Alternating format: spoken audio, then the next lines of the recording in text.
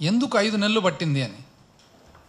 ఎందుకంటే అనుభవజ్ఞులు కదా, సునాయాసంగా మరుసటి రోజు కాకుండా త్వరలో ప్రవేశపెట్టే పరిస్థితి ఉండిండల్లా. 2019లో జగన్మోహన్ రెడ్డి గారు ప్రమాణ స్వీకారం చేసిన తర్వాత 30 మే చేస్తే జూలై 12కంతా బడ్జెట్ ప్రవేశపెట్టడం జరిగింది. మాకప్పుడు వీళ్ళ ప్రకారంగా ఇంత అనుభవం లేదు కదా, ఇంత మేధస్సు లేదు, ఇంత ఆలోచన లేదు. అయినా 1 నెలలో ఇంచుమించులో ప్రవేశపెట్టామన్నమాట. ఆ తర్వాత కోవిడ్ ఇబ్బందులు ప్రపంచవ్యాప్తంగా, దేశవ్యాప్తంగా, అందులో భాగంగా రాష్ట్ర వ్యాప్తంగా ఉన్నా కూడా బడ్జెట్లు అయితే ప్రవేశపెడుతూనే వచ్చినాం. కానీ వీళ్ళు మాత్రము 5 నెలలు తీసుకున్నారు. ఇందులో ఇంకోటి కూడా గమనించడం జరిగింది. మామూలుగా ప్రజలు ఒక పెద్ద మ్యాండేట్ ఇవ్వడం జరిగిందనమాట. గొప్ప మ్యాండేట్, ఏ కారణం వలనో నేను చెప్తాను. అయితే అంత పెద్ద తీర్పు ఇచ్చిన తర్వాత బడ్జెట్ ప్రవేశపెట్టేటప్పుడు ఎంతో పాజిటివ్ నోట్తో, అంటే బ్రహ్మాండమైన పాజిటివ్ నోట్తో, చాలా ఉత్సాహంగా, చాలా అందరికి కూడా, ప్రజలందరికీ కూడా వాళ్ళ మన్నన పొందేట్టుగా బడ్జెట్ ప్రవేశపెట్టాలి. కానీ చాలా నెగిటివ్ నోట్తో, స్టార్టింగే నెగిటివ్ నోట్తో. అందులో ఇంకోటి కూడా ఏం గమనించినానంటే, గత ప్రభుత్వం ఇంకెక్కడండి, 5 నెలలు అయింది కదా, 6 నెలల్లో ఉండారు మీరు, 6 నెలల్లో గత ప్రభుత్వం మొత్తం లెక్కేస్తే 21 సార్లు గత ప్రభుత్వం అనేది ఉంది. బడ్జెట్ స్పీచ్లో 21 సార్లు గత ప్రభుత్వం. ఏదేమైనా కూడా ప్రధానంగా కూటమి ప్రభుత్వం ఎన్నికయ్యేదానికి ఎవరిని అడిగినా కూడా చెప్తారు, ఒక ప్రధానమైన కారణం వచ్చేసి వాగ్దానాలు, సూపర్ 6. ఇంతకుముందు ప్రజలందరూ కూడా ఒక రాజకీయ పార్టీ నుంచి కానీ, నాయకుల నుంచి కానీ మేనిఫెస్టో తెలియాలంటే ఒక 3-4 దశాబ్దాల ముందర చూసినట్లయితే ఏదో ఒక హెడ్ క్వార్టర్స్లోనో ఎక్కడో నాయకుడు, నేను ఇది చేయబోతున్నాను, ఒకవేళ మమ్మల్ని ఎన్నుకుంటే ఈ విధంగా పరిపాలన చేయబోతా ఉన్నామని చెప్పేవాళ్ళు. అది ఎవరు కవర్ చేసేవాళ్ళు? 2-3 ఏదైతే మీడియా పేపర్లు ఉన్నాయో వాళ్ళు కవర్ చేసేవాళ్ళు. ప్రజలకు అది చేరేటప్పటికి కొంత చేరి కొంత చేరక కంప్లీట్గా వచ్చేది కాదు. ఆ తర్వాత టీవీ వచ్చిన తర్వాత కొంత టీవీ ద్వారా ప్రజలకు మేనిఫెస్టో కానీ, ఉద్దేశం కానీ, రాజకీయ పార్టీలు, రాజకీయ నాయకుల ఉద్దేశం కానీ ప్రజలకు రీచ్ అయ్యేది. నెక్స్ట్ స్టేజ్ వచ్చేటప్పటికి ఒక మేనిఫెస్టో రిలీజ్ చేయడము, ఆ మేనిఫెస్టోను ప్రజలందరికీ కూడా తీసుకువెళ్ళడం. అయితే ఈసారి 2024లో మాత్రము చాలా ఇంటెన్స్గా, విపరీతమైన ఇంటెన్సిటీతో ప్రచారం చేయడం జరిగింది కొన్ని సంవత్సరాల పాటు కూటమి ప్రభుత్వం, అప్పట్లో తెలుగుదేశం వాళ్ళు. ఈ సూపర్ 6 అనేది ఎట్లా చేశారంటే, ఇంటింటికి అంటే ఆంధ్రప్రదేశ్ రాష్ట్రంలో ఉన్న ప్రతి ఇంటికి, ప్రతి వ్యక్తికి అభ్యర్థులు ఎవరైతే ఉన్నారో వాళ్ళందరూ కూడా పోయిన తర్వాత ఒక్కొక్క వ్యక్తి దగ్గరికి పోయిన తర్వాత నీకు 15, నీకు 15, నీకు 18, నీకు 5 10 అవుతుంది, నీకు 15 అని ఈ విధంగా చెప్పేవాళ్ళు అన్నమాట. అందువలన ఏమైంది, ప్రజలందరికీ కూడా విపరీతమైన ఆశ, విపరీతమైన అన్వేషణ బడ్జెట్ గురించి. ఇంకా రాలేదే 15, ఇంకా రాలేదే 18, 5 ఇంకా 10 కాలేదు వాలంటీర్లకని ఒక అన్వేషణ అన్నమాట. ఈ 15, 18 అనేది ఏదైతే స్కీమ్స్ ఉన్నాయో ఈ స్కీమ్ల వలన ఓటర్లు ఎవరైతే 2024 ఎలక్షన్లో ఓటు వేశారో వాళ్ళందరూ కూడా వాళ్ళ మీద చాలా ప్రభావితం ఉందని చెప్పేసి మనం విశ్లేషకులను ఎవరిని అడిగినా కూడా చెప్తారు. ప్రధానమైన అంశం ఇదని. ఏది ఏమైనా కూడా ఈరోజు ఈ బడ్జెట్ చూసిన తర్వాత ఎవరైతే 15, 18, 20 మీద ఆశ పెట్టుకున్నారో పాపం అంతా అడాసలు అయిపోయినాయి అనమాట. ఏమొచ్చిందండి దీంట్లో? విజిబుల్గా కనపడేది నేను చెప్తాను. విజిబుల్గా కనపడేది అలొకేషన్స్ ప్రకారం, కేటాయింపుల ప్రకారం చూస్తే ఒక దీపం, అది కూడా సింగిల్ సిలిండర్ విజిబుల్గా కనపడేది. అయితే బడ్జెట్ చూసినట్లయితే 2024-25 గాను 2,94,427 అంటే 2,95,000 కోట్లు అందాజుగా బడ్జెట్ అనుకుందాము. సవరించిన అంచనాలు అంటే 2023-24 సవరించిన అంచనాలు చూస్తే 2,53,500 కోట్లు అందాజుగా, అంటే ఇంచుమించు 41,000 కోట్లు ఎక్కువ అంటున్నారు. అంటే ఈడ ప్రజలందరూ కూడా గమనించాల్సినది, గత ప్రభుత్వం 2024లో దిగిపోయేటప్పటికి ఖర్చు చేయగలిగినది 2,53,500 కోట్లు అయితే ఇప్పుడు ప్రతిపాదన వచ్చేసి 2,94,500 కోట్లు, 41,000 కోట్లు పెరుగుదలతో బడ్జెట్ ప్రతిపాదించడం జరిగింది. అందులో కూడా ఏమి సూపర్ 6లో ఇంచుమించు ఏమీ లేకుండా ఒక దీపంలో మాత్రం సింగిల్ సిలిండర్, అంటే కేవలము పరిపాలన చేసి జీతాలు భత్యాలు ఇచ్చి ఊరికే నడిపేదానికి, ఎటువంటి వెల్ఫేర్ లేకుండా నడిపేదానికే 41,000 కోట్లు మీరు ఎక్కువ చూపిస్తున్నారు. పోనీ ఏ విధంగా ఆ 41,000 కోట్లు రీచ్ అవుతారని చెప్తే గమనించినట్లయితే మీరు ప్రధానంగా పన్ను రాబడి ఏదైతే ఉందో 24,000 కోట్లు ఎక్కువ చూపిస్తున్నారు. అదేవిధంగా మీరు అమరావతి కోసము ఏదైతే గ్రాంట్ అని అనుకుంటున్నారో ఆ గ్రాంటు 15,000 కోట్లు చూపిస్తున్నారు. అది గ్రాంటా అప్ప అనేది మాత్రం ప్రశ్నార్థకంగా ఉంది. ఎందుకంటే కేంద్ర ప్రభుత్వం క్లారిటీ ఇవ్వలేదు, మీరు కూడా క్లారిటీ ఇవ్వడం లేదు. మీరే ఒకసారి ఏమంటున్నారంటే అప్పు, వరల్డ్ బ్యాంక్ అప్పు, ఏడీబీ అప్పు, ఆ అప్పు కూడా కొంత సమయం తర్వాత తీసుకొని కట్టేదానికి అప్పు, మొత్తం మీద మీరు అప్పనే అంటున్నారనమాట. 24,000 కోట్ల పన్ను రాబడి ఏ విధంగా మీరు పెంచుతారని చూసినట్లయితే అసలు మీ పరిపాలనలో గమనించినట్లయితే నెట్గా మైనస్లో పడుతున్నారన్నమాట. ఎందుకు మైనస్లో పడుతున్నారని ఏప్రిల్ 24, మే 24, జూన్ 24, జూలై 24, ఆగస్ట్ 24, సెప్టెంబర్ 24 ఇవి సిఏజీ నుంచి control and auditor general accounts నుంచి తీసుకున్న లెక్కలు. ఏప్రిల్లో ఇంచుమించు 11% పెరుగుదలలో ఉన్నారు. అయితే ఏప్రిల్లో మీరు ఇంకా లేరు ప్రభుత్వంలో. మేలో -2.8%, జూన్లో -8.9 అంటే ఇంచుమించు -9%, జూలైలో -5.3%, ఆగస్టులో -1.9 అంటే -2%, సెప్టెంబర్లో -4.5%, ఓవరాల్గా చూసుకుంటే -2%. ఇదే ఒకవేళ మాకు పరిపాలన రాదంటారు కదా, అంటే ఎప్పుడు మీరు చెప్పేది ఎట్లంటే మాకు పరిపాలన రాదు అని. పోనీ మీ అంత అనుభవం లేదంటారు, మంచిదే. అయితే ఇదే 6 నెలలు పోయిన సంవత్సరం చూసుకున్నట్లయితే అక్కడ ఏప్రిల్ నెలలో 16.8% పెరుగుదల, మే నెలలో 18.3% పెరుగుదల, జూన్లో 1.6% పెరుగుదల, జూలై 23లో 10.6% పెరుగుదల, ఆగస్టు ఇంచుమించు 6% పెరుగుదల, సెప్టెంబర్ 5.5% పెరుగుదల. మొత్తం మీద ఇంచుమించు యావరేజ్గా ఆ పోయిన సంవత్సరంకు ఆ సంవత్సరంకు 2022కు 2023కు చూసుకుంటే 9.5% పన్ను రాబడి పెరిగితే మీరు ఏప్రిల్ 24 నుంచి సెప్టెంబర్ 24 వరకు మీరు ప్రభుత్వం ఏర్పాటు చేసుకున్న తర్వాత చూస్తే -2%లో ఉండాలన్నమాట. అంటే మీరు పెరగడం లేదు, మీ పన్ను ఆదాయం తగ్గుతుంది. అది కూడా 2 కూడా ఎందుకు వచ్చింది? ఏప్రిల్ నెల మీరు లేనప్పుడు 11% పెరుగుదలలో ఉంది కాబట్టి. ఏప్రిల్ తీస్తే మే, జూన్, జూలై, ఆగస్ట్, సెప్టెంబర్ వరుసగా 5 నెలలు కూడా మీరు మైనస్లో ఉండాలి. మరి ఈ మైనస్ పెరుగుదల పెట్టుకొని మీరు ఏ విధంగా 24,000 కోట్ల పన్ను పెరుగుతుంది ఈ 6 నెలల్లో అనేది ప్రజలు ఒక్కసారి గమనించాలి. మీరిచ్చిన లెక్కల ప్రకారం గమనించినట్లయితే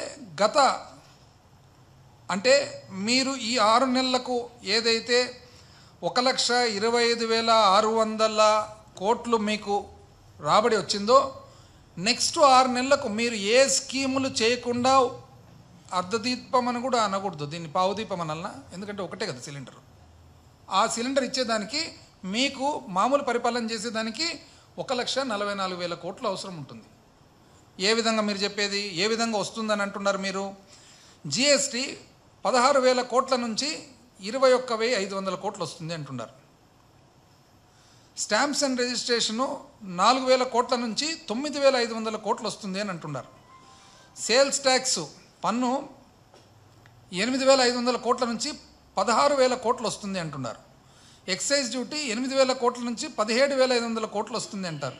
ఇతర పన్నులు 2,400 కోట్ల నుంచి 5,700 కోట్లు వస్తుంది అంటున్నారు. మొత్తం మీద ఒక రాష్ట్రానికి వచ్చే రాబడి చూస్తే 41,500 కోట్లు మొదటి 6 నెలలకు వస్తే 78,000 కోట్లు వచ్చే 6 నెలలకు అంటున్నారు. అంటే ఇంచుమించు డబుల్ వస్తుందా అని.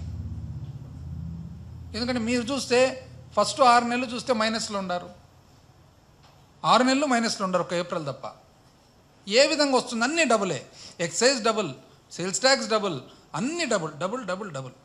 ఫైనల్గా మీరు ఏమంటున్నారు? నెట్ పబ్లిక్ అకౌంట్ అంటే, పబ్లిక్ అకౌంట్ అంటే ప్రభుత్వ ఉద్యోగులకు సంబంధించిన డబ్బులు ఏదైతే ప్రభుత్వం దగ్గర ఉంటాయో దాన్ని 16,000 నుంచి 16,000 కోట్ల నుంచి 1,800 కోట్లకు తగ్గిస్తాము అని అంటున్నారు. అంటే ఈ ప్రకారం చూసినట్లయితే మీరు ఇంచుమించు అన్నీ వాళ్ళకున్న పెండింగ్ ప్రావిడెంట్ ఫండ్లు అవి అన్నీ కట్టేయాల. ఏమైనా కట్టినారు ఇంతవరకు 6 నెలలుగా? అది ప్రజలు గమనించాలన్నమాట. ఇవన్నీ అసలు అయ్యేటివేనా అని చెప్పి. నెక్స్ట్, ఒక అమరావతికి సంబంధించి కూడా గ్రాంట్ రూపంలో లేదు 15,000 కోట్లు, అప్పు రూపంలో చిన్నగా స్లోగా కట్టేటట్లు అని అంటున్నారు. మరి అప్పుల మీద మీరు నగరాలు కట్టగలరా అనేది కూడా మీరు ఒకసారి ఆలోచన చేసుకోవాలి. విఘ్నతతో మీకు ఓటేసిన ప్రజలు కూడా ఒకసారి ఇది నమ్మశక్యమేనని చెప్పి ఆలోచన చేసుకోవాలన్నమాట. ఏదేమైనా కూడా సూపర్ 6 ముఖ్యమైనది. బాగా బాబు షూరిటీ భవిష్యత్తు గ్యారంటీ, బాబు షూరిటీ భవిష్యత్తు గ్యారంటీ. ఈ షూరిటీ గ్యారంటీ మీదనే 2024 ఎలక్షన్ నిజం చెప్పాలంటే జరగడం. ఏమేమండి దాని పేరు? బాగా అసలు తమాషేమంటే ఈ రోజుటికి కూడా తెలుగుదేశం పార్టీ ట్విట్టర్ పేజ్కి పోతే వెనకాల వాళ్ళు ఇదే ఉంటుందన్నమాట. ఈ రోజుటికి కూడా పోనీ యువగలం, యువతకు 20 లక్షల ఉపాధి అవకాశాలు లేదా నెలకు 3,000 రూపాయలు నిరుద్యోగ భృతి కేటాయింపు ఉందండి దాంట్లో బడ్జెట్లో? ఏమన్నా ఎవరికన్నా కనపడిందా యువగలం అనేది? తల్లికి వందనం వచ్చేసి స్కూలుకు వెళ్ళే ప్రతి విద్యార్థికి ఏడాదికి 15,000 రూపాయలు. అంటే the famous, very very famous. నాకు తెలిసి ఏ ఒక్క వ్యక్తి ఇంత షార్ట్ టైంలో, అంటే ఇంత తక్కువ సమయంలో ఇంత బ్రహ్మాండమైన పాపులారిటీ వచ్చిన వ్యక్తి ఎవరన్నా ఉన్నారా అంటే 15, 15, 18. చిన్న పిల్లల నుంచి పెద్దోళ్ళ వరకు ఎవరు నన్ను అడగండి 15, 15, 18 అంటేనే ఆ వ్యక్తి గుర్తుకొచ్చేస్తాడనమాట. ఆ కలర్ కూడా చూడాలా, ఆ పసుపచ్చలో కూడా ఒక విపరీతమైన పసుపచ్చ. నాకు తెలిసి మొత్తం అసెంబ్లీ ఎంత చూసినా కూడా ఆ ఒక్క పసుపచ్చకు ఒక ప్రత్యేకమైన పసుపచ్చ ఉంటుంది అనమాట. ఏది ఏమైనా షార్ట్ టైంలో సింగిల్ షాట్తో హైలీ పాపులర్. సో ఏమైందండి? ఏమిచ్చినారు సూపర్ 6 కమిట్మెంటు? మీరు 5,300 కోట్లు ఎక్కడెక్కడెక్కడనో కేటాయింపు చేసినారు. ఆ కేటాయింపు కూడా ఎట్లంటే, ఇప్పుడు మా కేటాయింపులు మా బడ్జెట్ బుక్కులు చదివితే 10వ తరగతి చదివిన పిల్లలు చదివితే కూడా క్షుణ్ణంగా అర్థమైపోతుంది. కానీ ఇది ఎట్లంటే, ఇది మెకనాస్ గోల్డ్ ఎతికినట్లు ఎతుకుతాం మేము. ఛాన్స్ గంటలు ఎతుకుతాం ఎక్కడెక్కడ ఉంది, అసలు ఈ 3 అసలు ఉందా లేదా, ఉంటే ఎక్కడ ఉంది అని చెప్పి ఎతికితే 3 రకాలు 4 రకాలు ఎతికితే ఫైనల్గా బ్యాక్వర్డ్ క్లాసెస్లో 2,400 కోట్లు, తల్లికి వందనం, ఎకనామికలీ వీకర్ సెక్షన్స్లో 1,160 తల్లికి వందనం, దాని తర్వాత నెక్స్ట్ వేరే చోట తల్లికి వందనం 500, దాని తర్వాత మళ్ళీ సోషల్ వెల్ఫేర్లో కొంత, ఇట్లా ఎత్తుక్కుంటూ పోతే 5,000 చిల్లర. అయితే మీకు వాస్తవానికి ఎంత కావాలో తల్లికి వందనం చేయాలంటే? తల్లికి వందనం చేయాలంటే మీరు 83 లక్షల మంది ఉన్నారు.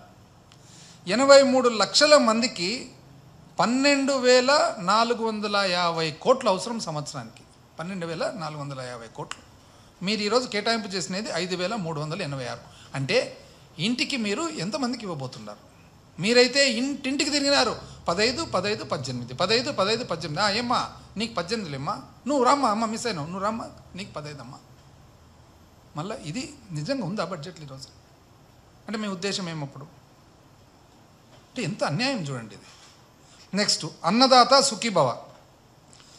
అన్నదాత సుఖీభవ బడ్జెట్ మళ్ళీ ఇది కూడా ఎతుకుతాం అనమాట. మొత్తం మెకనాజ్ గోల్డ్ ఎతికినట్లు ఎతుకుతే ఫైనల్గా ఏమంటే 1000 కోట్ల కేటాయింపు కనపడుతుంది.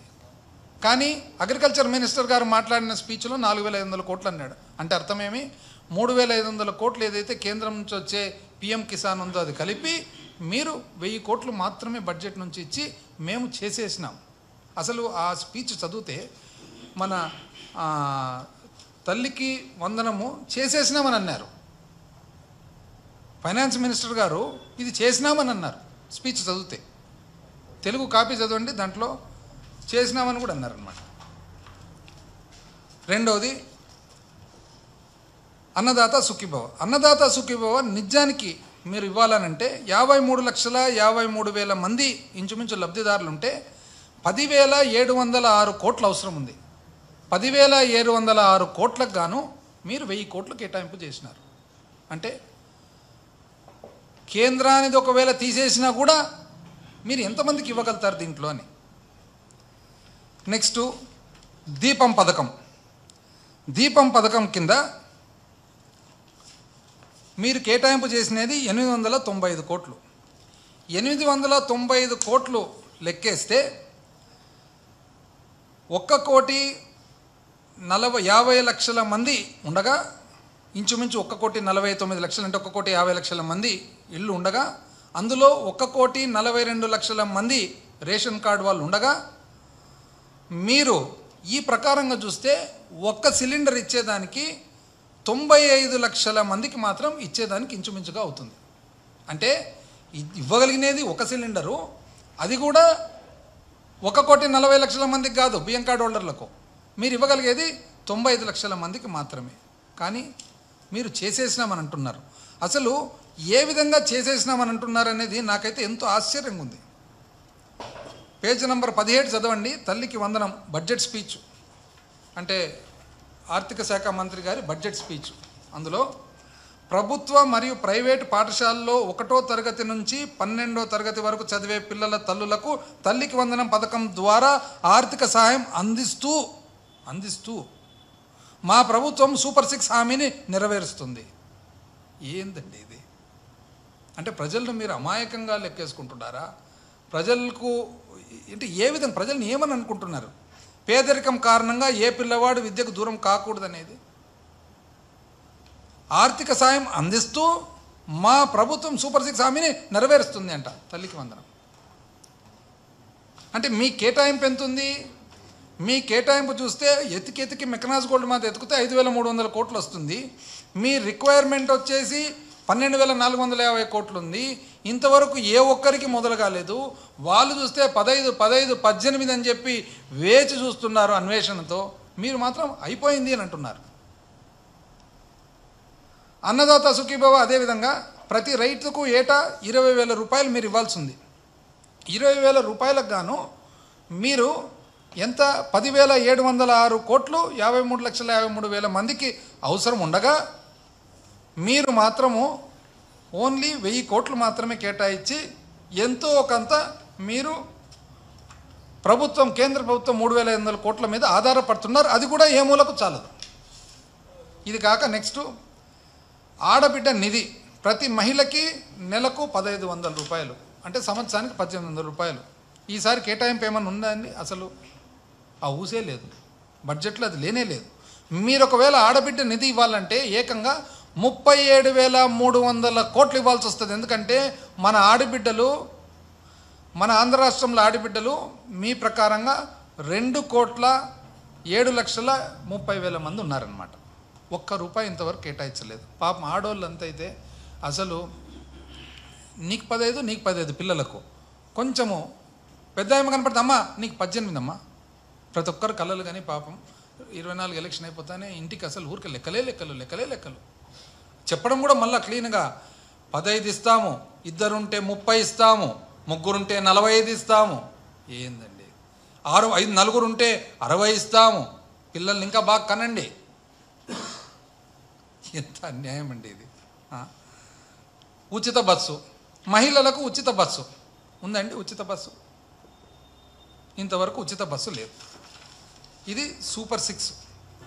ఈ సూపర్ 6ను పెట్టుకొని ఈరోజు ఎలక్షన్లకు పోయి ప్రజల ఓట్లు పొందిన తర్వాత ఈరోజు మాత్రం ఏ కోశాన అసలు దిగులే లేకుండా చేసేసినాం పెట్టేసినాం అని అనుకుంటా సరే ప్రజలు గమనిస్తూ ఉంటారు కాబట్టి మనం చెప్పగలిగినదేమి, ప్రజల తరఫున ప్రతిపక్ష పాత్ర పోషిస్తూ ప్రజల తరఫున ప్రభుత్వానికి వాళ్ళ బాధ్యతలు వాళ్ళకు చెప్పడం అన్నమాట. ఆ తర్వాత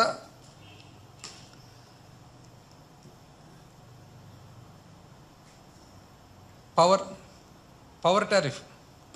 అసలు పవర్ గురించి వచ్చినట్లయితే ఏమంటున్నారు, మా ప్రభుత్వము సరిగ్గా కరెంటుకు సంబంధించి గత ప్రభుత్వం మళ్ళీ 21 సార్లు ఎన్నోసార్లు అయితే గత ప్రభుత్వం విధ్వంస చర్యల ఫలితంగా ఏం జరిగినా గత ప్రభుత్వం విధ్వంసమే. ఏం విధ్వంసం కానీ మీరు ఎప్పుడు ప్రభుత్వం ఏర్పాటు చేసుకున్నా ఏదో ఒకటి న్యాచురల్ విధ్వంసం జరుగుతుందన్నమాట. గత ప్రభుత్వం విధ్వంస చర్యల ఫలితంగా ఇంధన రంగం నాశనమైంది. గత ప్రభుత్వం ప్రమాణ స్వీకారం వేదిక నుంచి విద్యుత్ కొనుగోలు ఒప్పందాలను రద్దు చేసి ఇది చెప్పినారు కదండి. ఇప్పుడు వాస్తవాలు ఏమంటే 2024-25 మీరు కేటాయించినది పవర్ సెక్టర్ కంటే కరెంటు ఛార్జీలకు సంబంధించిన సబ్సిడీలకు రైతులకు అనుకోండి, ఎస్సీలకు అనుకోండి, ఎస్టీలకు అనుకోండి, ఆక్వా రైతులకు అనుకోండి, 8,100 కోట్ల. మేము ఇచ్చిండేదండి 2018-19 మీరు కేవలం 2,138 కోట్లు మాత్రమే సబ్సిడీ, కరెంటు సబ్సిడీకి మీరు ఇస్తే 19-20 11,590 అంటే 11,600 కోట్లు మేము ఇస్తే 20-21 కోవిడ్ మూలంగా ఇబ్బందుల్లో కూడా 6,110 కోట్లు ఇస్తే 21-22 11,500 కోట్లు ఇస్తే 22-23 18,250 కోట్లు ఇస్తే 23-24 ఇంచుమించు 15,000 కోట్లు ఇస్తే మీరు 8,000 కోట్లు ఇస్తారండి. కానీ మీరు కరెంటుకు సంబంధించి మీరు చాలా వినియోగదారులను చాలా చక్కగా చూసుకుంటారు. మీరు అసలు ఎంతో బాధ్యతతో పేదవాళ్ళందరినీ కూడా మీరు సబ్సిడీలు ఇచ్చి బాగా చూసుకుంటారు. గవర్నమెంట్ డిమాండు 2014-15 నుంచి 2018-19 5 సంవత్సరాలకు కలిసి 31,800 కోట్లు ప్రభుత్వము డిస్కామ్లకు కట్టాల్సినది, సరఫరా సంస్థలకు ఎస్పీటీసీలు, ఈపీటీసీలు, ఎన్పీటీసీలకు కట్టాల్సినది ఉంటే మీరు కట్టినది ఏంటండి 20,165 కోట్లు మాత్రమే మీరు కట్టినారు. కానీ మీరు చాలా చిత్తశుద్ధితో పవర్ నడుపుతారనమాట. ఇదే సేమ్ 2019-20 నుంచి 23-24 డిసెంబర్ వరకు అంటే ఎలక్షన్లకు 3 నెలల వరకు చూస్తే గవర్నమెంట్ డిమాండ్ 68,000 కోట్లుంటే 62,000 కోట్లు కట్టడం జరిగిందండి. ఎవరిది బాధ్యత? మీరు 5 సంవత్సరాలు 31,800 కోట్లు కడితే మేము 5 సంవత్సరాలకు 4 నెలలు తక్కువలోనే 68,000 కోట్లు కట్టడం జరిగింది. అంటే ప్రభుత్వం ఎప్పుడైతే కట్టవలసిన బకాయిలు కడతామో అప్పుడు ఆటోమేటిక్గా కరెంటు సంస్థలు ప్రాఫిట్లో నడుస్తాయి. మీరు కట్టనందుకు నష్టాలకు పోతే మేము కట్టినందుకు మీరు వచ్చి మాకు చిత్తశుద్ధి లేదు అని అంటారు. దీనికి ఎవరు చెప్పాలా ఈ సమాధానాలన్నీ? అంటే ప్రజలు కూడా ఏ విధంగా ఎన్ని రకాల అబద్ధాలు వాళ్ళు చెప్పినా కూడా నమ్ముతూనే పోతున్నారు. అయ్యా నిజాలు ఇవి అని చెప్తే ఇవన్నీ పేపర్ల నుంచి వచ్చిన నిజాలు కదా. అసలు ఏ విధంగా మీరు గొప్ప నగరం అమరావతి మంచిది, సంతోషం, అందరికీ సంతోషమే. కానీ వరల్డ్ బ్యాంక్ వాళ్ళు చూస్తే వెనకడుగేస్తున్నారు. ఎందుకు? ఇది ఫ్లడ్ ప్లేన్, ఇది రివర్ పక్కన ఉండే ఫ్లడ్ ప్లేన్, ఎప్పుడైనా ఫ్లడ్లకు గురైనది. మీరు చూస్తే అప్పు మీద కడతామంటున్నారు. అది మీరు చూసుకోవాలి, ప్రజలు గమనించాలి, బ్యాంకు అప్పులు ఇచ్చే బ్యాంకులు కూడా చూసుకోవాల్సిన అవసరం ఉంది. అదేవిధంగా ఇవే కాకుండా పాత ప్రామిసులు ఒక్కసారి చూడండి. ఎందుకంటే ప్రతిసారి కూడా ఆ ప్రామిసులు ఏ విధంగా అవుతాయి, ప్రతిసారి సునాయాసంగా చెప్తారు ఎలక్షన్లప్పుడు, ఎలక్షన్ల తర్వాత సునాయాసంగా దాన్ని వదిలిపెట్టేస్తారనమాట. ఇంతకుముందు 2014 ఎన్నికలతో ఒకసారి చూద్దామండి. వ్యవసాయ రుణాల మాఫీ అన్నారా? 87,000 కోట్లు మాఫీ ఖర్చు అయితే మీరు కేవలం 15,000 కోట్ల ఆరోపణ ఇస్తారు. 87,000 కోట్లు మీరు చెప్పిన ప్రకారం ఇస్తే రైతులందరికీ రుణమాఫీ చేయడం జరిగింటుంది. మీరు కేవలం 15,000 కోట్లు ఇచ్చి చేసేసిన మాఫీ అంటారు. రైతులందరికీ కూడా సున్నా వడ్డీ రుణాలు అని మీరు అంటిరి. సున్నా వడ్డీ రుణాలు మీరు అన్నట్లు చేస్తే 11,600 కోట్లు అవసరమైతే మీరు కేవలం 630 కోట్లు మాత్రమే ఇవ్వడం జరిగింది. 11,600 కోట్లు మీరు ఇచ్చిన వాగ్దానం ప్రకారం రైతులకు సున్నా వడ్డీ కట్టాల్సినది ఉంటే కేవలం 630 కోట్లు మాత్రమే మీరు కట్టడం జరిగింది. 5,000 కోట్లతో మార్కెట్ ఇంటర్వెన్షన్ ధరల స్థిరీకరణ నిధి ఏర్పాటు చేస్తామని 5,000 కోట్లు అని చెప్పి చిట్ట చివర 2019 ఎలక్షన్ల ముందర 500 కోట్లు ఇస్తారు. డ్వాక్రా అక్క చెల్లెమ్మలకు రుణమాఫీ సున్నా వడ్డీ అంటారు. మీరు ఇవ్వవలసిన బాధ్యత 21,500 కోట్లు ఉండగా మీరు సున్నా వడ్డీ రుణాల కోసము అది ఏమీ ఇవ్వకపోగా సున్నా వడ్డీ రుణాలు కూడా 3,036 కోట్లు కూడా మీరు ఎగరగొట్టడం జరిగింది. చిట్ట చివర పసుపు కుంకుమ అంటే మీరు అక్క చెల్లెమ్మలకు మీరు ఇచ్చిన మాట ప్రకారం 21,500 కోట్లు ఇవ్వవలసి ఉండగా మొత్తం ఎత్తేస్త్రీ. 3,000 చిల్లర మీరు సున్నా వడ్డీ డబ్బులు అది ఎత్తేస్త్రీ. అయినా కూడా 2024లో మళ్ళా మీ చాకచక్యమేమో కానీ మళ్ళీ నమ్మించుకోగలిగినారు 15, 15, 18. కాపులకేమో 5 ఏళ్లలో 5,000 కోట్లు అంటారు. మీరు ఇచ్చినది 1,340 కోట్లు. ఇంకా చేనేత రుణాలు, పవర్ లూమ్స్ మనకు తెలిసిండేది. నిరుద్యోగ యువకులకు మీరు 1000 నుండి 2,000 వరకు భృతి ఇస్తామంటారు. అసలు ఏమి ఇవ్వకపోగా చిట్ట చివర 2019 ఎలక్షన్ల ముందర కొద్దిగా ఉండి లేక ఇతకాల్లా ఎవరికి ఇచ్చినాము అనేది ఆ విధంగా చేస్తారు. అయితే మీ చాకచక్యమేమో కానీ నిజంగా ఇది ఒక్కసారి పాత రోజులు కూడా గుర్తుకొస్తున్నాయన్నమాట. ఒక్కసారి పాత రోజులు అంటే పెద్ద ఆయన మహానుభావుడు రాజశేఖర రెడ్డి గారు, అదేవిధంగా పెద్ద ఆయన రోసయ్య గారు ఇదే వ్యవస్థ ఇదే పద్ధతి గురించి ఇంతకుముందు అనేది ఒకసారి చాలా చక్కగా రిలవెంట్ ఒక్కసారి ప్లే చేయండి రోసయ్య గారిది. ఆ తర్వాత మళ్ళీ రాజశేఖర రెడ్డి ఆంధ్ర ప్రజానీకానికి ఇచ్చినటువంటి వరాలు ఆకాశమే హద్దుగా వరాలిచ్చాడు. కనపడినటువంటి ప్రతి మనిషికి ఏం కావాలి మరొక కోరుకో నీకు అన్ని ప్రసాదిస్తున్నానని చెప్పాడు. ఎన్నికలు అయిపోయిన తర్వాత 15 రోజులు కూడా కాకుండానే నేను ఆర్థికంగా దివాలా తీశాను, నా దగ్గర ₹1 కూడా లేదు, ప్రభుత్వం నడపడం నాకు చేత కాదు, ఉద్యోగుల జీతభత్యాలు కూడా వచ్చే నెలలో ఎలా ఇవ్వాలో నాకు తెలియకుండా ఉంది, కనుక ప్రజలే భరించాలి, ప్రజలే నడిపించాలి, ప్రజలే డబ్బు నాకు ఇవ్వాలి, ప్రజలు సలహాలు ఇవ్వాలి అని ప్రజలు నిలబడ్డారు. ఇది బహుశా నాకు తెలిసినంత వరకు భారతదేశ చరిత్రలో ఏ రాష్ట్ర ప్రభుత్వం కూడా అధికారపూర్వకంగా నేను దివాలా తీశాను అని ప్రకటించుకున్నటువంటి సందర్భం ఇంతవరకు కనిపించలేదు. పార్లమెంట్ ఎన్నికలకు ముందు ఆంధ్ర ప్రజానికి రాజశేఖర రెడ్డి గారి క్లిప్. చంద్రబాబు నాయుడు గారు మన ఎన్నికల్లో చాలా ప్రధానంగా 6 వాగ్దానాలు, తెలుగుదేశం పార్టీ హామీలు, 7 గంటల బదులు 12 గంటలు ఉచిత కరెంటు, అది కూడా పగటిపూటే ₹2 కేజీ కిలో బియ్యం స్థానే ఉచిత బియ్యం, ప్రజలపైన వరాల వాన, నిరుపేదలకు ₹2,000, పేదలకు ₹1,500, మధ్యతరగతికి ₹1,000, నెల 1వ తేదీనే మహిళల బ్యాంకు ఖాతాల్లో జమ, ప్రతి పేద కుటుంబానికి నెల 20 కిలోల రైతుకు 12 రైతులందరికీ రుణమాఫీ, ఉద్యోగులకు వారానికి 5 రోజుల పని దినాలు, అర్హులందరికీ 1,00,000తో ఉచిత ఇల్లు, 5 ఏళ్లలో 50 లక్షల మందికి ఉపాధి నిరుద్యోగికి నెలకు ₹1,000, మహిళలకు ఉచిత గ్యాస్ కనెక్షన్, 150 సిలిండరు, ఉచిత రంగుల టీవీలు,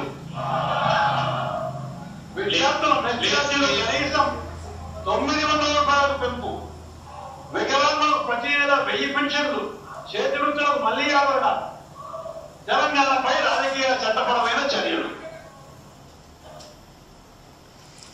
అసలు ఈ రాజకీయాలకు ఒక కొత్త విధానం తెచ్చినారనమాట. చూడండి, ఇది 2024 అదే, 2014 అదే, 2009 అదే, 2000 అదే, సేమ్. ప్రజలు కూడా మళ్ళీ గమనిస్తున్నారా లేదా ఏదో కారణం వలన లొంగిపోతున్నారా ఆశకు? ఇదే మేము ప్రజెంట్ చేసినామండి బడ్జెట్. వాళ్ళ మాదిరి మెకానైజ్ గోల్డ్ లేదే. ఇది బడ్జెట్ బుక్కు. బడ్జెట్ బుక్లో నీట్గా ఏ స్కీమ్కి ఎంత నీట్గా చూడండి. డీబీటీ స్కీమ్స్ నీట్గా. ఇది బడ్జెట్ బుక్ 2023-24. ప్రతి సంవత్సరం ఇట్లా చేసినాం. అంటే ఏ విధంగా చేసినాము? వైఎస్ఆర్ పెన్షన్ కానుక ఎంత? 21,000. బడ్జెట్ ఇయర్ 2023-24 21,434 కోట్లు. వైఎస్ఆర్ రైతు భరోసా 4,020 కోట్లు. జగనన్న విద్యా దీవెన 2,841 కోటి. జగనన్న వసతి దీవెన 2,200 కోట్లు. వైఎస్ఆర్ పిఎం ఫసల్ బీమా యోజన 1,600 కోట్లు. YSR interest free loans to self help groups 700 కోట్లు. YSR interest free loans to urban self help groups 300 కోట్లు. వైఎస్ఆర్ కాపు నేస్తం 550 కోట్లు. వైఎస్ఆర్ జగనన్న తోడు 350 కోట్లు. చదువుకుంటూ వస్తే లాస్ట్కు వైఎస్ఆర్ ఆసరా అక్క చెల్లెమ్మలకు 6,700 కోట్లు. వైఎస్ఆర్ చేయూత అక్క చెల్లెమ్మలకు 5,000 కోట్లు. అమ్మ ఒడి 6,500 కోట్లు. నీట్గా రాసినాం కదండి. ఎంతండి ఖర్చు పెట్టిండేది? ఒక్క జగనన్న అమ్మఒడికి 5 సంవత్సరాలకు గాను 26,067 కోట్లు. వైఎస్ఆర్ రైతు భరోసాకు 34,378 కోట్లు. అసలు లబ్ధిదారుల సంఖ్య చూసుకుంటే జగనన్న అమ్మఒడికి 44,48,865 లబ్ధిదారులు. రైతు భరోసాకు 53,58,366 రైతు సోదరులు. చేయూతకు 26,98,931 లబ్ధిదారుల అక్క చెల్లెమ్మలు ఉండగా 19,189 కోట్లు 5 ఏళ్లలో పెట్టడం జరిగిందండి ఖర్చు. వైఎస్ఆర్ ఆసరా 78,94,169 అక్క చెల్లెమ్మలు ఉండగా 25,570 కోట్లు ఇవ్వడం జరిగింది మాట ప్రకారంగా. ఎటువంటిది ఇది? ఎంతో అయిన పరిస్థితుల్లో కోవిడ్ ఉండేటప్పుడు మేము ఫైనాన్స్ మీటింగ్లో కూర్చొని కొంత దీన్ని సమయం తీసుకుందాము, కొద్దిగా లేట్ చేద్దాము, ఇది కష్టము అంటే అప్పటి ముఖ్యమంత్రి జగన్మోహన్ రెడ్డి గారు ఏమన్నారు తెలిసిన? క్లోజ్ డోర్ మీటింగ్లో, ఇది నేను ప్రజలకు ఇచ్చిన మాట, ఇది అక్కా చెల్లెమ్మలకు, పేదవాళ్లకు, రైతులకు, సోదరులకు సంబంధించిన మాట. ఏమాత్రం ఒకవేళ నేను గిన చేయలేకుంటే నేను తక్షణమే కుర్చీ వదిలిపెట్టి దిగిపోతాను అని అన్నాడు. అంటే మేమప్పుడు అందరం కూర్చొని, ఆఫీసర్లు మేము కూర్చొని, రాత్రనక పగలనక కూర్చొని అంత కష్టపడి ఇవన్నీ కూడా చివరకు ఎన్నికల సమయంలో ఆసరా చేయుత ఎన్నికల సమయంలో రిలీజ్ వస్తే మీరు అడ్డపడితే, ఎలక్షన్ కమిషన్కు చెప్పి ఆపితే, ఎన్నికలు అయిపోయే తేదీకి రిజల్ట్స్ వచ్చిన మధ్యలో ఇచ్చిన మాట ప్రకారంగా చేసిన మాట వాస్తవమా కాదని ఆంధ్ర రాష్ట్ర ప్రజలందరూ కూడా ఒక్కసారి ఇది గమనించాలని చెప్పి నేను సవినయంగా కోరుతా ఉన్నాను అనమాట. ఇది కాక రెండో అంశము, ఇది కూడా ఎలక్షన్ 2024 ఎలక్షన్లకు చాలా ముఖ్యమైన ప్రజల ఆలోచన విధానానికి ఇన్ఫ్లుయెన్స్ చేసిన అంశం ఏమంటే అప్పు. అసలు ఎక్కడి పోయినా ఎట్లండి అది? మరో శ్రీలంకగా రాష్ట్రం. ఈనాడు శ్రీలంకలో ఏపీ దివాలా తీసినట్లు సీఎం ప్రకటిస్తారేమో. ఈనాడు చంద్రబాబు నాయుడు గారు. అంటే ఫస్ట్ ఎవరు? చంద్రబాబు నాయుడు గారు. మరో శ్రీలంకగా రాష్ట్రం. ఈనాడు పేపర్ ప్రచురణ. శ్రీలంకలో ఏపీ దివాలా తీసినట్లు సీఎం ప్రకటిస్తారేమో చంద్రబాబు నాయుడు గారు. ఈనాడు. ఏబిఎన్ ఆంధ్రజ్యోతి చంద్రబాబు నాయుడు గారు. వైసీపీ హయాంలో అప్పుల పిడుగు. నెక్స్ట్ ఆంధ్రజ్యోతి చేతగాకే అప్పులు. విశాఖపట్నంలో చంద్రబాబు నాయుడు గారు. చేతగాకే అప్పులు చంద్రబాబు నాయుడు గారు. అప్పులు అడుక్కోవడానికి ఢిల్లీకి వెళ్ళేది పవన్ కళ్యాణ్ గారు. అప్పులు అడుక్కుండేదానికైనా మీరు ఢిల్లీకి పోయినదని. మీరు కూడా పోతున్నట్లున్నారు కదండి ఢిల్లీకి.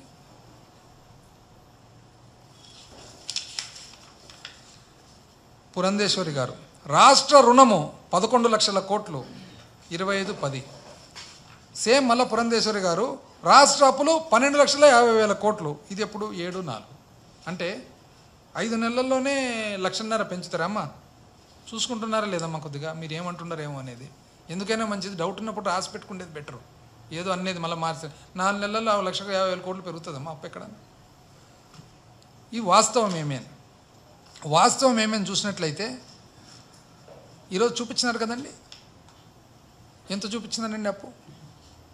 6,46,000 కోట్లు. అంతేనా?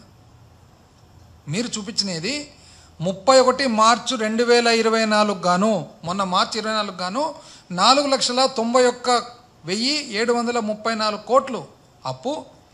గ్యారంటీలు ఇచ్చిన అప్పు వచ్చేసి 1,54,797 కోట్లు. రెండు కలిపితే 6,46,531 కోటి. ఎక్కడండి మీరు? 14 లక్షలని ఒకరు, 13 లక్షలని ఒకరు, 12,50,000 ఒకరు, 1 లక్ష, 10 లక్షలని ఒకరు, 11 అని ఒకరు, 9 అని ఒకరు. ఏందండి ఇది? ఇంత బాధ్యత లేకుండానా? అందులో మీరు ఏమంటారు మళ్ళా? కార్పొరేషన్ అప్పు 2,48,000 కోట్లు అంట. కార్పొరేషన్ అప్పు గవర్నమెంట్కి ఎట్లా సంబంధం వస్తుందండి? కార్పొరేషన్ అప్పు చేసిండేది ఇప్పుడు డిస్కామ్లు చేస్తే, విద్యుత్ సరఫరా సంస్థలు చేస్తే అది ప్రభుత్వానికి ఎట్లా సంబంధం? అది సివిల్ సప్లైస్, పవర్ సెక్టర్ 36,000, 34,000 అని రాస్తారు. 36,000, 34,000 ఎట్లా సంబంధం అండి? అది ఆల్రెడీ మీరు చూపించినారు 1,54,000 కోట్లు. అంటే డబుల్ ఎంట్రీ కాదా అది? 2 సార్లు ఎట్లా ఎంట్రీ చేస్తారండి దాన్ని? Outstanding dues to vendors and schemes అంటే ఎవరికో కట్టవలసినది 1,13,000 కోట్లు. మళ్ళీ ఉంటే మీరు ఎందుకు చూపించలేదు ఈరోజు బడ్జెట్లో? ఈరోజు ఎందుకు గాను మీరు బడ్జెట్లో చూపించలేదు ఇవన్నీ? ఎప్పటికైనా 2కు 2 కలిపితే 4 అవుతుంది, కానీ 3 కాదు, 5 కాదు. అయితే మీరు ఎంత బాధ్యతారహితంగా మీరు ఇదంతా చెప్పడము, ప్రజలను ఎంత భయభ్రాంతులు చేయడము, దానివలన ప్రజలకు ఎలక్షన్ మీద ఉన్న ప్రభావము, మీరేమో సునాయాసంగా అంటే 5 నెలలు చూస్తే ఏమన్నా అది ఇది ఏమన్నా దొరుకుతుందేమో అని, ఏమి లాభం లేదన్న తర్వాత ఏ రోజుకైనా కూడా నీటి మట్టం ఉంటుంది చూడండి. మనం తాపీ మేస్తులు నీటి మట్టం వాడతారు కదా, నువ్వు ఎంతన్నా అడ్జస్ట్ చేయి, నీళ్ళు మళ్ళీ దాని లెవెల్ దానికి వచ్చేస్తాయి. అట్లా 2కు 2 కలిపితే 4 అవుతుంది, కానీ 3 ఎట్లయితుంది, 5 ఎట్లయితుందండి? ఈ రోజుకి మీరు 14 లక్షలు అన్నారు, 12,50,000 అన్నారు, 13 అన్నారు, 11 అన్నారు, శ్రీలంక అన్నారు, ఇంకోటి అన్నారు. ఫైనల్గా మీరు మీ పుస్తకాల ప్రకారం మీరు తేల్చినది 6,46,531 కోటి అండి. మేము ఇంకా కొద్దిగా లిబరల్గా మేము ఎన్నోసార్లు లెక్కలు చెప్పినాం. మా లెక్కలు ఇంకా కొన్ని అవి ఇవి ఏమన్నా కలిపి ఇంకా కొద్దిగా లిబరల్గా అవుట్ స్టాండింగ్ పేమెంట్స్ అన్ని చేస్తే కూడా 7 లక్షల కోట్లు అవుతాయి. కొంచెం ఇటు 7 లక్షలకు. ఎంత అన్యాయంగా చెప్తారండి. మేము ఇంతకుముందు మేము ప్రజెంట్ చేసిన డాక్యుమెంట్స్లో 2023-24 మేము ప్రజెంట్ చేసిన బడ్జెట్ డాక్యుమెంట్లో 4,83,000 కోట్లు కదండి చూపించిండేది. ఈరోజైనా ఎంత ఉందండి? మేము ప్రజెంట్ చేసిన డాక్యుమెంట్కు ఇప్పటికీ ఎంత ఉందండి డెట్?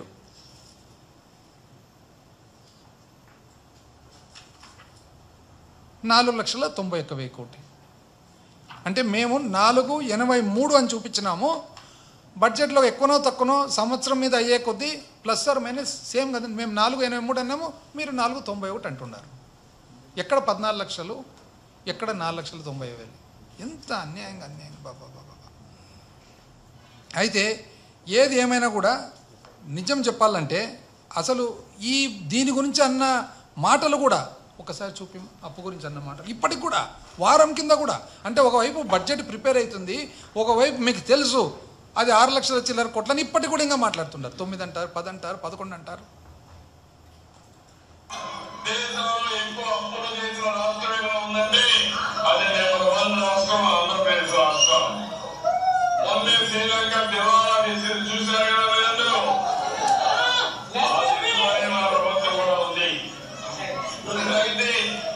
శ్రీలంక ప్రజల కంటే మీరు ఇంకా టాలరెన్స్ ఎక్కువగా ఉంది, భరించే శక్తి ఎక్కువ ఉంది. ఇక్కడ దేశంలో ఎక్కువ అప్పులు చేసిన రాష్ట్రం ఎలా ఉందండి?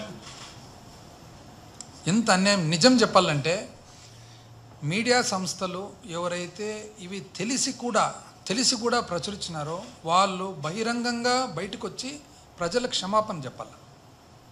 ప్రజలను భయపెట్టినందుకు తెలిసి కూడా ఇవన్నీ కూడా ప్రజలకు బయటకు వచ్చి క్షమాపణ చెప్పాలి. మేము ప్రచురించినది తప్పండి. ఈరోజు మీరు ప్రజెంట్ చేసిన డాక్యుమెంటే కదా, మాది కాదు కదా, మీరు ఇచ్చిన డాక్యుమెంటే కదా. ఎంత చూపిస్తున్నారండి మీరు ఇచ్చిన డాక్యుమెంట్లు? 6,46,531. ఇంకా చిల్లర చితుకు అవి అన్నీ కలిపైనా 7 లక్షలు. ఎంత అన్యాయంగా అండి! ఎంత బాధ్యత గల మనుషులు అందరూ. మీరు ఢిల్లీకి పోతే అప్పు కోసమా అంటారు, మీరు ఇది పోతే ఇదే అంటారు. ఢిల్లీకి పోతే అప్పు కొట్టిపోతారండి. ఎన్ని పనులు సాధించినామండి మేము. అసలు ఒక సంకీర్ణ ప్రభుత్వంలో మేము లేకున్నా కూడా ఢిల్లీలో 2019 నుంచి 24 వరకు ముఖ్యమంత్రి గారు కానీ ఏ మాటకు ఆ మాట కనాలంటే అక్కడ ప్రధానమంత్రి గారు కానీ అక్కడ ఆర్థిక శాఖ మంత్రి కానీ ఇతర మంత్రులు అందరూ కూడా రాష్ట్రానికి సంబంధించిన ఎన్నో ఇష్యూస్, తెలంగాణకు ఆంధ్రాకు సంబంధించిన పునర్వ్యవస్థీకరణకు సంబంధించిన అన్నీ కూడా, అది పవర్ డ్యూస్ అనుకోండి, సివిల్ సప్లైస్ డ్యూస్ అనుకోండి, రెవెన్యూ డెఫిసిట్ గ్రాంట్ అనుకోండి, చెప్పుకుంటూ పోతే ఇవన్నీ కూడా మేము అక్కడ పోయి కష్టపడి తిరిగినందుకే కదా అనేది. మీరు సంకీర్ణ ప్రభుత్వంలో భాగస్వాములైండి భాగస్థులైండి కూడా మీరేం సాధించినారండి? అసలు నిజం చెప్పండి, అప్పు మేము కాదు కానీ మీరు పెంచుతుండేది. ఇంతకుముందు చూసుకుంటే 2014 నుంచి 2019 వరకు సగటు మీరు సంవత్సరం మీద సంవత్సరం చూసినట్లయితే 1,32,000 కోట్లు అందాజుగా 2014లో ఉండగా మీరు దిగిపోయేటప్పటికి అది 3,31,000 కోట్లు అయింది. అంటే 20% సంవత్సరం మీద సంవత్సరం పెరిగింది. 3,31,000 కోట్ల నుంచి మేము 6,34,000 కోట్లు, అంటే మేము 15, అంటే మీకంటే 14.9, అంటే మీకంటే కూడా 7% తక్కువలో ఉన్నాం. అంటే మాకంటే మీరు 7% ఎక్కువ పెంచినారు అప్పు. గ్యారంటీలతో పాటు లెక్కేసుకుంటే నాన్ గ్యారంటీడ్ లెక్కేసుకున్నట్లయితే మీరు 30% పెరగగా మేము ఇంకా తగ్గించినాం. అన్నీ లెక్కేసుకుంటే మీరు 22% ఇంచుమించు పెరగా మేము 12%, అంటే మాకంటే మీరు 10% ఎక్కువ చేసినారు. ఎంత అన్యాయంగా చెప్తారండి. ఇది కాక మళ్ళా సంపద సృష్టి, ఇది ఒకటి కొత్తగా సంపద సృష్టి. ఏదన్నా అడుగు, నేను సంపద సృష్టిస్తా చేస్తా. ముగ్గురికి ఇస్తారంటే సంపద సృష్టిస్తా చేస్తా, నలుగురికి ఇస్తారంటే సంపద సృష్టిస్తా చేస్తా. పిల్లలు కనండి, మీరు ఫస్ట్ కనండి, నేను సంపద సృష్టిస్తా, నేను చేస్తా, మీరు కనండి. పాతది చూద్దామండి, మీరేం కొత్త కాదు కదా, పాతనే కదా. పాతది లెక్కేసినట్లయితే రెవెన్యూ రాబడి చూసినట్లయితే మొత్తము రాష్ట్రానికి రెవెన్యూ రిసీట్స్ 1999 నుంచి 2004 వరకు మీరే కదండి అప్పుడు ఉన్నది. అప్పుడు మీరు 12.4% రాబడిలో పెంపుదల చూపించినారు సంవత్సరం మీద సంవత్సరం. 2004 నుంచి 2009 అప్పుడు రాజశేఖర రెడ్డి గారు కదండి, మీ అంత సంపద సృష్టి రాదు కదా, కానీ ఆయన 21.6% పెరిగింది ఆయన సమయంలో. 2009 నుంచి 2014 మీ అంత సంపద సృష్టి రాదు కదండి. రోజయ్య గారు, కిరణ్ కుమార్ రెడ్డి గారు వాళ్ళు 14.4%, అంటే మీకంటే ఎక్కువనే పెంచినారనమాట. 2014 నుంచి 19 మళ్ళీ మీరు వస్తారు కదా సంపద సృష్టి, మీరు కేవలం 6% మాత్రమే. 2019 నుంచి 23 వరకు లెక్కేస్తే మాకు అసలు ఏమీ రాదు కదా, మాకు సంపద సృష్టి రాదు, మాకు ఏమీ రాదు, ఏది రాదు, ఏమి లేదు కదా. మేము 16.7% పెంచినామండి. మీరు 6% అనుభవంతో మేధస్సుతో, మేము ఏది లేకుండా 16.7%. ఎంత అన్యాయం అండి ఇది. ఇంకా నేను చెప్తున్నాను కదా, ఇప్పుడు 3 రకాలు ఉంటాయి. ఇర్రెస్పాన్సిబుల్గా పొలిటికల్ రెటారిక్, ఏదంటే అది ఊరికి అర్థం లేకుండా మాట్లాడటం. బాధ్యతతో రాజకీయ స్పీచ్లు ఇచ్చేది వేరే, కానీ ఫ్యాక్ట్స్ అనేది మాత్రం ఎప్పుడు కూడా, నిజాలు అనేది, సత్యాలు అనేది మాత్రం చాలా బాధ్యతతో మాట్లాడాలి. బడ్జెట్ స్పీచ్లో కూడా మీరు చేసేసినాము అంటే, budget speech is a document, secret document. చేసేసినామని చెప్తే మన తల్లికి వందనము ఇచ్చేస్తున్నాం సూపర్ 6లో భాగంగా అంటే ఏందండి? మీరు ఇవ్వలేదు, ఇచ్చినారని ఆంధ్ర రాష్ట్రంలో ఎవరన్నా కానీ తల్లికి వందనం ఈ రోజుకి ₹1 వచ్చిన వాళ్ళు ఎవరైనా ఉన్నారా రాష్ట్రంలో? పోనీ ఇవ్వబోతున్నారనే దానికి కూడా లేదు, ఎందుకంటే దాంట్లో కేటాయింపు లేదు. ఎట్లా అంటే మీరు ఎంతమంది వస్తే అంత 15 అని కదా, మీరు ఒక 15 కూడా కేటాయించలే దాంట్లో, సింగిల్ 15కు కేటాయించలే. మీరు దీపం అనేసి సింగిల్ సిలిండర్కు పెడతారు. మాది ఉందండి బడ్జెట్ స్పీచ్, మాది కూడా చూడండి. ఇప్పుడు మేము ఇది 2019-20 మేము ప్రజెంట్ చేసిన బడ్జెట్ స్పీచ్లో ఎక్కడన్నా నెగిటివ్గా స్టార్ట్ చేసినామండి? గత ప్రభుత్వం మేము ఎంతసేపు ఏం చేయదలుచుకున్నాము, రాష్ట్రం ఏ పరిస్థితిలో ఉంది, రాష్ట్రంలో రైతులకు కానీ, అక్క చెల్లెమ్మలకు కానీ, పేదవాళ్ళకు కానీ, బడుగు బలైన వర్గాలకు కానీ ఏం చేయాలి అనేదే పోయినాం తప్ప మేము ఎక్కడ కూడా నెగిటివ్ నోట్తో స్టార్ట్ కాలేదే. ఇది అసలు ఎటువంటివి చెప్పినాము? To bring the waters of Godavari river to Srisailam, to provide to Rayalaseema reason Krishna ఆయకట్టు, ప్రతి ఒక్కరికి నీళ్ళ కొలాయి ఇవ్వాలనే ఆలోచన, ఇవన్నీ కూడా స్పెషల్ ఎన్ని రకాలు అంటే చేయదలుచుకున్న పాజిటివ్ నోట్ స్టార్ట్ చేసినాం అనమాట. ఇంకా ఎట్లుంది బడ్జెట్ అని నన్ను అడిగితే మాత్రం ఒకటి చెప్పగలుగుతా అందరికీ. విజయవాడ బస్ స్టాండ్ పెద్ద బస్ స్టాండ్ కదా, రాష్ట్రంలో అతిపెద్ద బస్ స్టాండ్. ఎవరు పోయి అక్కడ అడిగిన ప్లాట్ఫామ్లో నిలబడుకుంటే చెప్తారు ఎట్లుంది బడ్జెట్ అనేది. ఒకటి సింపుల్గా ముగించే ముందర ఒకటి చెప్తారండి, ఒక నాయకుడు అనే లక్షణాలు. జగన్మోహన్ రెడ్డి గారు ఏమన్నారు? నేను చెప్పినది ఖచ్చితంగా చేయాలి, నేను చేయలేనిది మాత్రము ఎట్టి పరిస్థితుల్లో చెప్పను అన్నారు. అది ఒక నాయకుని లక్షణం. దయచేసి ఈ బడ్జెట్ ఏందో, అసలు ప్రజలు ఎట్లా నమ్ముతున్నారో, ప్రజలు ఏం ఆలోచన చేసినారో, 2024 ఎలక్షన్ ఏమైందో, ఇదొక అసలు ఆగమగోచరంగా ఉంది. అసలు అర్థం కాని పరిస్థితి అనమాట. ఒక్కటి లేదు సూపర్ 6లో, ఒక పావుదీపం తప్ప. ఇది పరిస్థితి. ప్రజలందరూ కూడా గమనించాలి. ఇంతకుముందు రోసయ్య గారిది, ఇంతకుముందు రాజశేఖర రెడ్డి గారిది ప్రతి 5 ఏళ్లకు ఒకసారి జరుగుతుంది కదా, గమనించాలని చెప్పి సవినయంగా కోరుతా ఉన్నాను.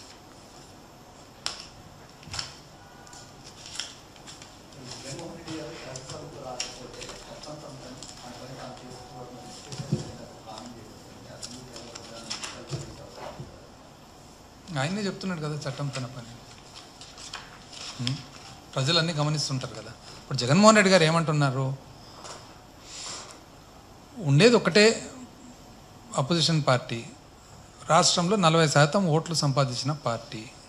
అది ఏ కారణం వల్లనో ట్రాన్స్లేట్ కాలేదు ఇది. సో ప్రతిపక్ష పార్టీ హోదా ఇవ్వండి అంటున్నారు. తప్పేముంది దాంట్లో? ఇప్పుడు మనం ట్రాన్స్పరెంట్ అనిగా చెప్తుండేది వాళ్ళు. ట్రాన్స్పరెంట్, నువ్వు ట్రాన్స్పరెంట్గా ఉన్నప్పుడు, నువ్వు అన్నీ ఉన్నప్పుడు ప్రతిపక్ష హోదా ఇచ్చి, ప్రతిపక్ష హోదా వలన ఏమొస్తుంది? సమయము రైట్ రాయల్గా మాట్లాడడానికి వస్తుంది. తప్పేమి అంట నేను. నువ్వు నిజంగానే ప్రజల మంచి కోరేపాటైతే, నీకు విశాల హృదయం ఉంటే, నీకు గొప్ప మనసు ఉంటే, ఆయన అడిగేది ఏమి? కొంచెంసేపు ప్రజల తరఫున అసెంబ్లీలో మాట్లాడేదానికి ఒక అర్హత. తప్పేమి అంట నేను. స్పీకర్కి అన్ని పవర్స్ ఉన్నాయి కదా. ఇప్పుడు ఏ స్పీకర్ 154 ఏదో ఉంటుంది లాస్ట్లో ఒక నంబర్, అది ఏ దీన్నన్నా మార్చుకోవచ్చు, అన్ని పవర్స్ ఉంటాయి స్పీకర్కు. కంప్లీట్ ఆయన అధిపతి హౌస్కు. ఇప్పుడు నిజంగా ఇప్పుడు ఏ విధంగా అయితే స్పీకరు చాలా ఎక్స్పీరియన్స్తో చట్టం తన పని తను చేస్తుంది అని అంటున్నాడో, అదే ఎక్స్పీరియన్స్తో ఆ హోదా ఇచ్చి కొంతసేపు మాట్లాడేదానికి అవకాశం ఇస్తే తప్పేముంది? ప్రజల మంచికే కదా.